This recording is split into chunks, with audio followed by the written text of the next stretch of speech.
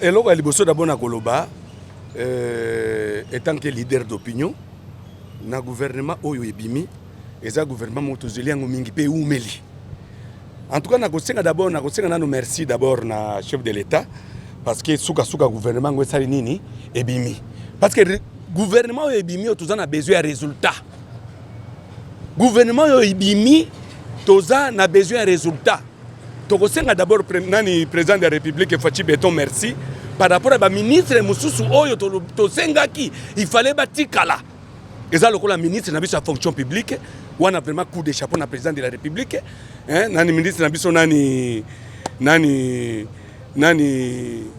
ministre na biso Eva Bazaiba toke na côté ya gouvernorat neti Fifi Masuka ezali parmi ba gouverneur oyo baza kopesa lokumu ya chef de l'État parce que soki lelo ke na loi la bolobi oui merci toke kotala lelo sur na gouvernement etobima oyo mais za ba gouvernement mususu ba gouverneur badani ba ministre mususu babimi des fois ça la passe et là on a kosenga na ministre na biso ba tieli biso ministre ya jeunesse tozana besoin que non ministère wana faut que de liboso changement emonana na jeunesse na jeunesse la jeunesse na biso ndenge komi lelo ministre ba kotia na jeunesse bandi kuna ngai il faut être exemplaire hein kasio ba chaza elenge mais aza elenge to boyite mais tozolinga mutu oyo azala esika oyo akosala makambu résultat emonana kasi ye aza déjà wana isili yango na kosenga na ministre na biso ya jeunesse mama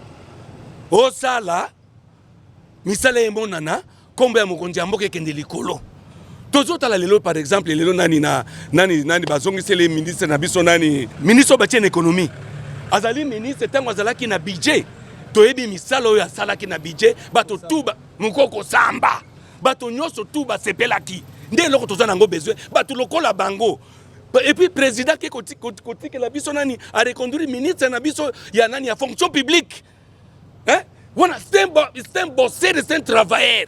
Donc eza muto yo atiki belembo ya bien pe bilombo ya bien zo salema. Toza na besoin Congo ekende likolo. Imaginez na tulelo yo par exemple batiel biso ministre ya nini ya transport. Mokonzi na biso aye mais biso to sepela ki il fallait atika nanduka na défense wana. Mais lokola pe batie ye na kati ya nini ya transport mambe ezate papa taille la biso no makambe ba montar. Taille la biso bato ba chauffeur ya ba taxi bis. C'est-à-dire soki ka likolo mu pepe ningani kaka lokola mbula. Transport et mati.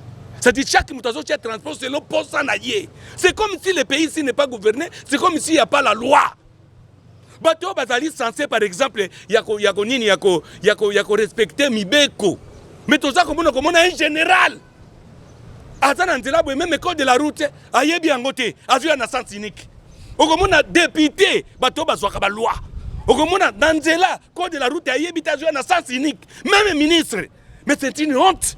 Biloko wana na gouvernement ya sika oyo bandiko to mona te parce que na mona katanga ba général balekaka na sens unique et ça ba petit peuple balandaka même ministre ba petit peuple balandaka même honorable ba petit peuple balandaka siko bokosa ni bokangi petit peuple botiki ministre tandis que bato baza censé à faire respecter mibeko et ça bato wana balobi ete basusu balobi ete nombre pe leki 50 et quelques ministres zoka bande kozela ba ministre bazala moi moké on avait besoin ba ministre bazala ta 25 même 35 hein beaucoup de comme ba 50 ministres ba 60 ministres mais budget nyoso ya mboka e ko sale la mboka te mais ko kende nyoso na ba institution hein c'est dit mbongo nyoso ya mboka kende wapi na ba institution en tout cas Fachi Beton président de la République fongola miso papa.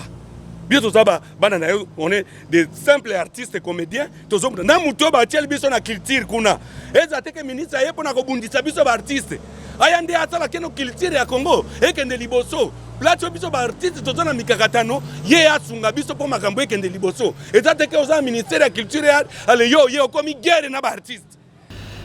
D'union nationale, je crois que bon, le gouvernement est quand même représentatif de la majeure partie des partis politiques et notamment il y a une personne de l'opposition. Donc je pense que quand même, d'un point de vue politique, c'est assez équilibré. Géopolitiquement, les acteurs politiques pensent que cette question géopolitique n'a pas été prise en compte et aussi il n'y a pas la représentation de la femme comme il fallait.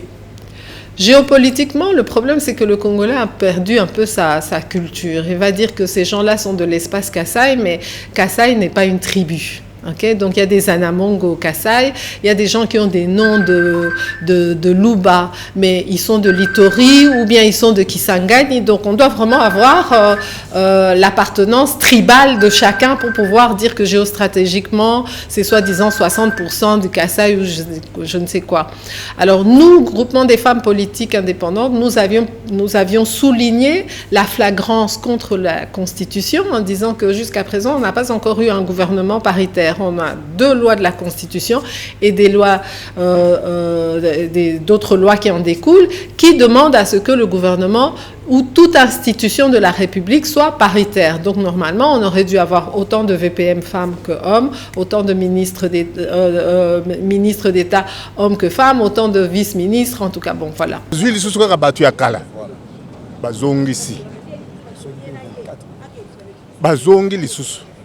Ceux qui travaillent qui bien ou bien travailler qui mabe. Pour nangai balinga ki kaka basokola. Ozomona. Ceux qui basokola ki mbele tozana espoir. Mais lokola bazui kaka bato ya kala. Bazongi si lisusu. Ba député bazana tina te que babanda ko commander bato wana. Ozomona. Il fallait ba député bazala na espace po na nini bazui bato ya kala bazongisi lisusu po na ngai na sepelaki kaka ke batikala kaka na bana mike ba ministre oyo babimisi na ba secrétaire eza bien te gouvernement oyo tobanda ko espérer bilongi ya sika mentalité ya sika poto bandela nano tomona ke bato ya kalawana bavanda nano batale pe bato ya sika. Mais sikoyo que esalami boye est-ce que tokolo ba espoir esa lisuté espoir il fallait total la bango sikoyo ndenge bakosala puisque biso ata tozui sikoyo tolobi ke bakosala te bon toyebi mitema ya bato te toyebi mitema ya bato te tozela kaka totala ndenge bango bakosala oyo akosala mabe balongoli ye tosepeli ndenge gouvernement ebimi mpo te biloko ekita bana na biso mpe bazala bien batanga classe bien makambo nyonso ekende bien mais eza te ke oyo nde tozoteka boye tozomona mpasi tozokemba eza malamu te en tout cas tosepeli ndenge ebimi bakonzi batalela biso makambo nalingi bakitisa biloko dollar mpe ekita mpo te lobi tozala bien tomona ndenge nini ya kovive biso tozomona mpasi bamama bakomi lokola bapapa biso tokataka pongi na ntongo mpo tokonyoka mpona bana yango wana tozosepela makasi ndenge ebimi boye en tout cas bakanisela biso malamu. On a l'impression que c'est juste un gouvernement de satisfecit politique. Il fallait satisfaire tout le monde, alors qu'il est impossible de satisfaire tout le monde. Et en voulant satisfaire tout le monde, il y en a qui sera sacrifié. Et le seul qui va être sacrifié, c'est le peuple congolais. Parce que ce gouvernement est éléphantesque, inutilement. Et nous craignons qu'il ne soit pas très efficace, même si on ne doit pas le juger avant qu'il ne soit déjà à l'œuvre. Il faut créer un gouvernement par rapport au contexte, par rapport aux questions qu'il faut adresser. Et à l'heure qu'il est, notre problème est bien connu et il est spécifique. Il y a insécurité généralisée. Et il y a, comment je dirais, les conditions de vie des populations qui se détériorent au jour le jour. Mais au-delà de tout, on tombe dans ce que l'on craignait, c'est-à-dire tous sont péchés et sont privés de la gloire. C'est un gouvernement qui est issu des élections, non-élections.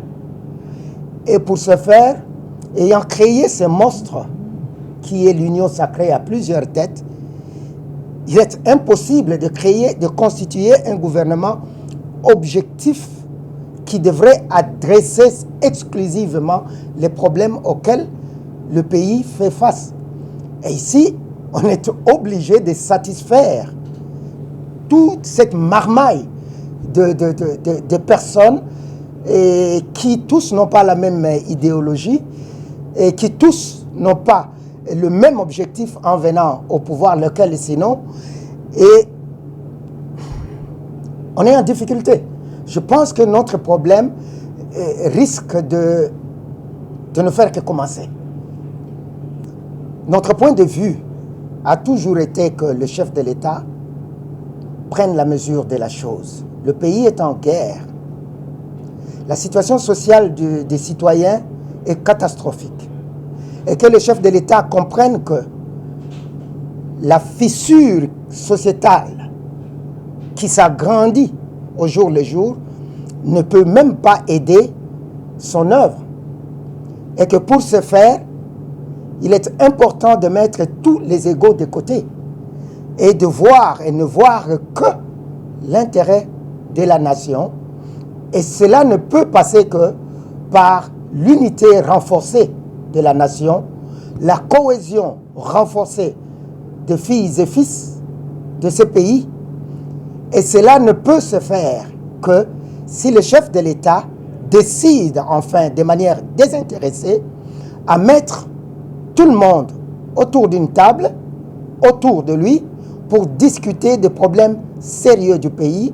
Et pour ça, Alerte RDC avait déjà sorti, avant même les élections, un plan de contingence pour éviter le chaos au pays. Et là, ce n'est pas un souhait, parce que nous aimerions que ce gouvernement réussisse, son échec n'aiderait personne et encore moins la nation.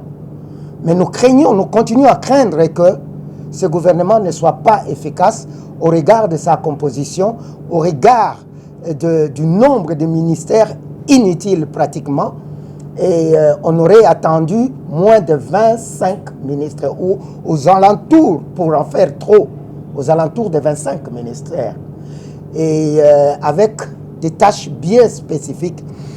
Et là, on va revivre la même chose encore, comme qui dirait business as usual. Il faut satisfaire les politiciens qui ont œuvré pour que l'ordre désavoué persiste, et le peuple risque d'en souffrir encore davantage.